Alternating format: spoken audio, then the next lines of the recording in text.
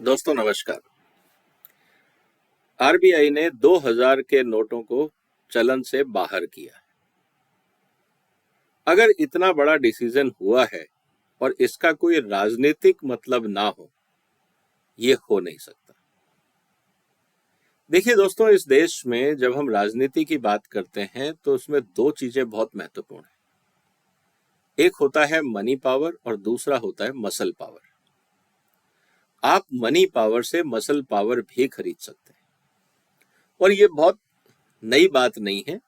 जिस तरह से हिंदुस्तान में राजनीति बदल रही है उसमें पैसे का बहुत बड़ा रोल है।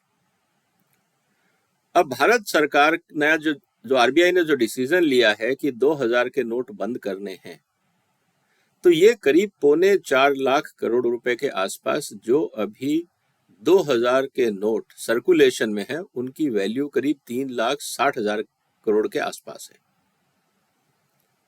अब सवाल ये आता है कि इस पैसे का इस्तेमाल कहाँ होगा, क्योंकि आप और हम जब बाजार जाते हैं तो बहुत कम दुकानों पे, बहुत कम जगह पे ये पैसा देखने को मिलता है। 2000 का नोट आजकल देखने को मिलता है क्योंकि भारत सरकार ने, आरबीआई ने 2018 के बाद से 2000 के नोट छापने बंद कर दिए थे।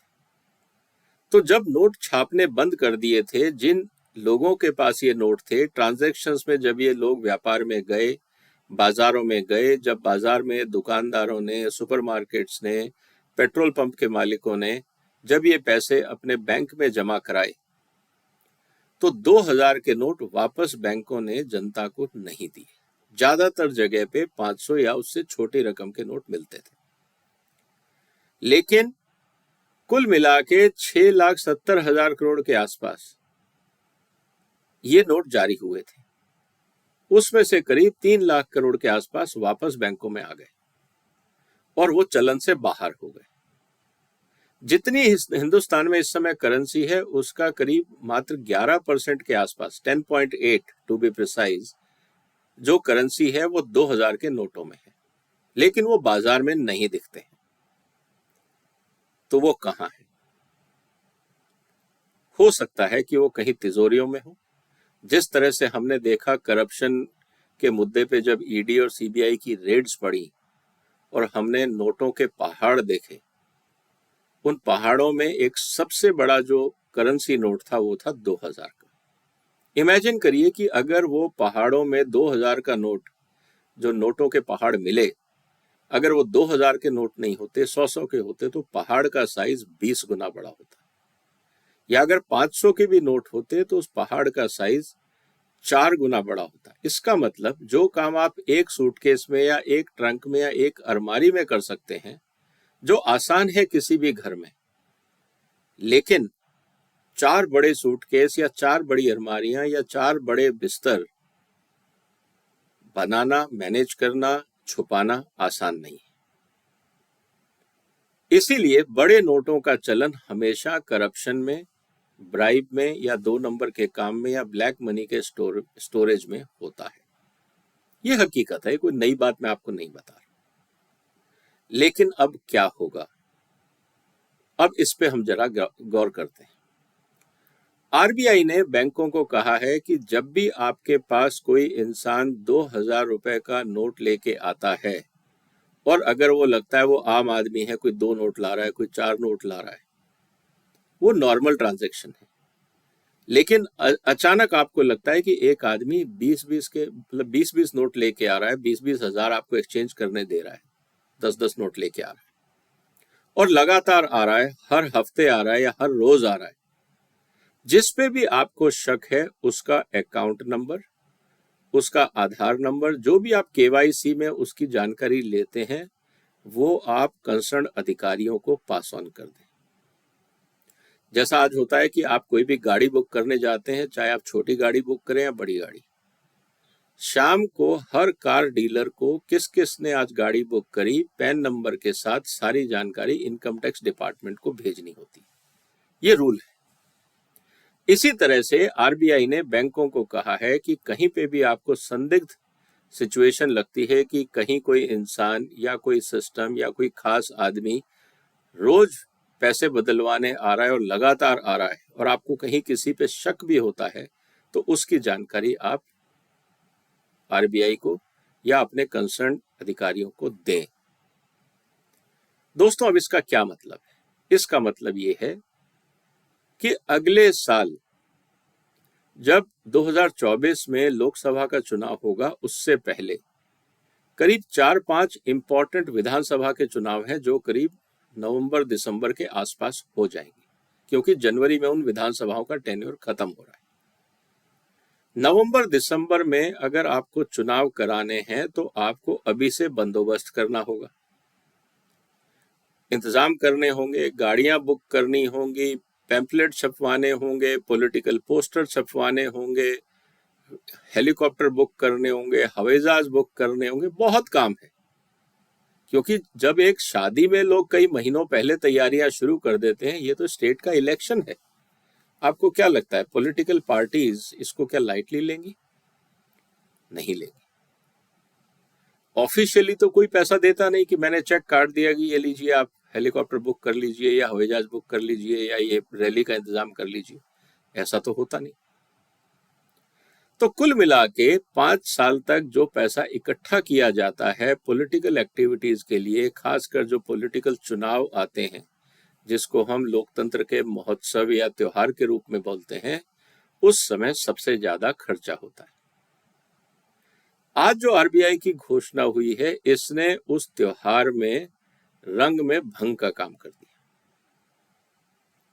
कर्नाटक चुनाव में बीजेपी की हार में एक बात तो पक्की है कि बहुत ज्यादा करेंसी नोट का इस्तेमाल हुआ, क्योंकि बहुत सारे ऐसे वीडियो आए जहां पे खास मोहल्लों में लोगों ने खड़े होके जो आदमी वोट करने जा रहा था उसको 500-500 के नोट पकड़ाए कि जाइए आप एक खास जगह पे बटन दबाइए और वापस आइए।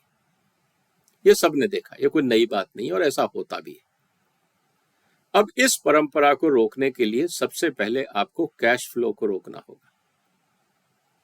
तो जो 2000 का जो नोट आउट ऑफ विड्रॉल किया है, आउट ऑफ सिस्टम किया है, ये आज उस चुनावी रणनीति को रोकने का या उस पे एक प्रहार का प्रयास है। अब 2-3 चीजों का ध्यान जो भारत सरकार को रखना है। पिछली बार जब डिमोनेटाइजेशन हुआ था तो बैंक मैनेजर्स ने काफी गड़बड़ की थी। नहीं तो आपने कभी किसी वीआईपी को लाइन में लगे नहीं देखा, किसी और को लाइन में लगे नहीं देखा, सबके नोट बदले। और व्यापारियों ने खुद मुझे बताया कि बैंक मैनेजर घर में आके नोट बदल जाते थे, और कैसे होता था इसमें मैं विस्तार में नहीं जाऊंगा। लेकिन अब क्योंकि ये डिमोनेटाइजेशन नहीं है, ये 2000 के नोट का विड्रॉल है, तो निश्चित रूप से बैंकों में ये पैसे जाएंगे और ऑफिशियली जाएंगे। मेरा निवेदन है भारत सरकार से कि आप जो भी आपको ब्रांच में पैसे आते हैं, चाहे कोई भी लेके आए, छोटा आदमी बड़ा आदमी, आप उन ब्रांचेस को लोकेट करिए कि जहां पे सबसे ज्यादा 2000 के नोट बदले गए।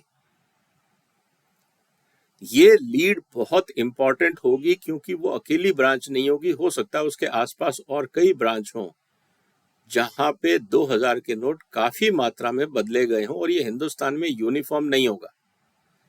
कुछ क्षेत्र होंगे जहां पे 2000 के नोट बहुत ज्यादा बदले जाएंगे। ये वो जगह होंगी जहां पे लोगों ने ट्रांजैक्शंस तो की होंगी, बिजनेस हुआ होगा, लेकिन टैक्स नहीं पे किया होगा, इसलिए वो ब्लैक मनी के रूप में इकट्ठा हुआ होगा पहला। या वहां पे करप्शन का पैसा खूब मात्रा में इकट्ठा हुआ होगा। या तीसरा, इलीगल ट्रांजैक्शंस, इलीगल बिजनेसेस बहुत हुए होंगे। अब ये कौन कौन सी जगह हो सकती है? ये जगह हो सकती है माइनिंग के क्षेत्र, क्योंकि जमीन में से माइनिंग में रॉयल्टी देनी पड़ती है, एक पूरा सिस्टम है। आपने रॉयल्टी भरी 4 ट्रक की, माल बेचा 20 ट्रक, होता है, नई बात नहीं है। तो उस पैसे को कहाँ रखोगे? क्योंकि सरकार को तो आपको रॉयल्टी देनी नहीं, लेकिन आपने माल बेच दिया, चाहे वो कोयला है, चाहे वो मिनरल्स हैं, चाहे वो कुछ और है। तो अनअकाउंटेड जहां पे ट्रांजैक्शंस या क्वांटिटी की कैलकुलेशन आसान नहीं है, आपको वहां पे बहुत ब्लैक मनी मिलेगा। दूसरा, एग्रीकल्चर क्षेत्र जो है वो टैक्स फ्री है टेक्निकली। तो जहां पे कमोडिटी ट्रेड बहुत होता है वहां पे आपको मंडियों के आसपास के बैंकों में ऐसा बहुत कुछ मिल सकता है, क्योंकि माइंस वाले लोग, मंडी वाले लोग पॉलिटिकली एक्टिव भी होते हैं, क्योंकि उनके पास पैसा भी होता है। तो पॉलिटिक्स में पैसा चाहिए, जो मैं आपसे पहले बात कर चुका। तीसरा है जहां पे लोग स्मगलिंग करते हैं या ड्रग्स का काम होता है। पोर्ट्स के आसपास हो सकता है, बॉर्डर्स के आसपास हो सकता है, आपको इस पे ध्यान देना होगा। चौथा, जहां पे करप्शन का पैसा आता है, चाहे वो फॉरेस्ट डिपार्टमेंट हो, एनवायरनमेंट डिपार्टमेंट हो, फूड डिपार्टमेंट हो या और कोई डिपार्टमेंट हो जहां पे करप्शन होता है। इन बातों का अगर आप ध्यान रखेंगे, और मेरा निवेदन है कि करीब भारत में 2.25 लाख के आसपास ब्रांचेस हैं, अगर भारत सरकार ढंग से इन ब्रांचेस का एनालिसिस करे, 30 सितंबर के बाद जब सारी करेंसी वापस आ जाए ऑफिशियली, और ये पता लगाया जाए कि किस बैंक ब्रांच में कौन सी ऐसी 1000 टॉप ब्रांचेस हैं, 2.25 लाख में से ऐसी 1000 या 2000 ब्रांचेस ऐसी हैं जहां सबसे ज्यादा नोट बदले गए, आपको ये पता लग जाएगा कि कौन से जिलों में और कहां कहां पे 2 नंबर का काम होता है। इससे भारत सरकार को अगर ब्लैक मनी रोकनी है तो इसमें बहुत कुछ सीखने को मिलेगा कि किस किस क्षेत्रों में होता है, वहां पे कैसे कानून में सुधार की जरूरत है, किस तरह से उनको मॉनिटर किया जाए, ये सब जानकारी आपको मिल जाएगी। तो जब मेरा यही कहना है कि जब ये नोटों के पहाड़ पिघलेंगे, जो 30 सितंबर तक पिघल जाएंगे, जो मुझे लगता है 4 महीने रह गए हैं, तो जो क्लाइमेट चेंज की हम बात करते हैं, क्योंकि अब पॉलिटिकल क्लाइमेट बदलने वाला है, चुनाव आ रहे हैं, तो ये नोटों के पहाड़ भी पिघलेंगे, क्योंकि अब रखने का कोई फायदा नहीं है। अगर इन नोटों को नहीं बदलाया गया तो चुनाव में इस्तेमाल होंगे नहीं, और अगर आप इनको बदलवाने जाते हो तो आपको बैंकों में ही जाना होगा।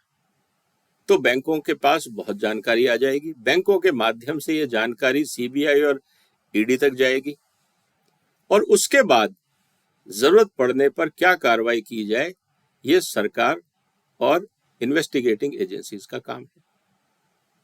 लेकिन आपके पास एक बहुत बड़ा डेटाबेस इकट्ठा हो जाएगा, और जो 3 लाख करोड़ या 3.5 लाख करोड़ के आसपास का जो पैसा है जो अभी तिजोरियों में बंद है, वो भी सर्कुलेशन में आ जाएगा, तो थोड़ा इकोनॉमिक रिकवरी भी आपको दिख सकती है।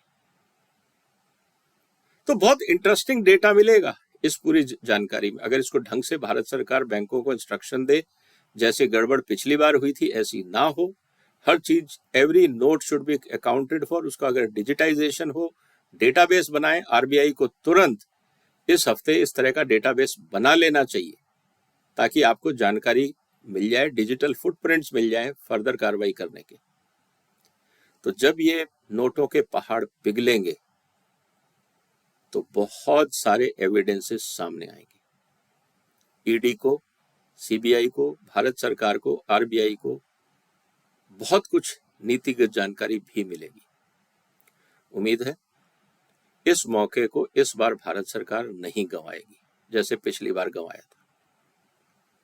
इसका फायदा उठाएगी, पॉलिसीज में सुधार करेगी, ब्लैक मनी को कैसे कंट्रोल करना है उसमें सुधार करेगी, और उम्मीद है कि आने वाले समय में इसका फायदा देश को मिलेगा। शायद राजनीति में सुधार आ जाए, शायद, जरूरी नहीं, क्योंकि चोर फिर कोई नया रास्ता ढूंढेंगे, बेईमान लोग फिर नया रास्ता ढूंढेंगे, वो नहीं रुकेंगे। जैसे कहा जाता है ना, चोर चोरी से जाए, हेरा फेरी से नहीं जाता है। ये राजनीति में भी होता है। तो अब देखते हैं कि 30 सितंबर के बाद कितने आंकड़े आते हैं, कितने नोट वापस आते हैं, कितने नहीं आते हैं, वो जानकारी भी इंटरेस्टिंग होगी। आपका क्या कहना है दोस्तों, कि ये जो अभी नोट नहीं है सर्कुलेशन में, ये कहाँ होंगे, किन के पास होंगे, किन राज्यों में होंगे, किन जिलों में होंगे? कुछ गैस वर्क हो सकता है आपका? सोचिए, कमेंट बॉक्स में लिखिए, इस इंफॉर्मेशन को शेयर करिए, और इस चैनल को भी सब्सक्राइब कर लीजिए। आपने वक्त निकाला, आपका धन्यवाद। फिलहाल वंदे मातरम।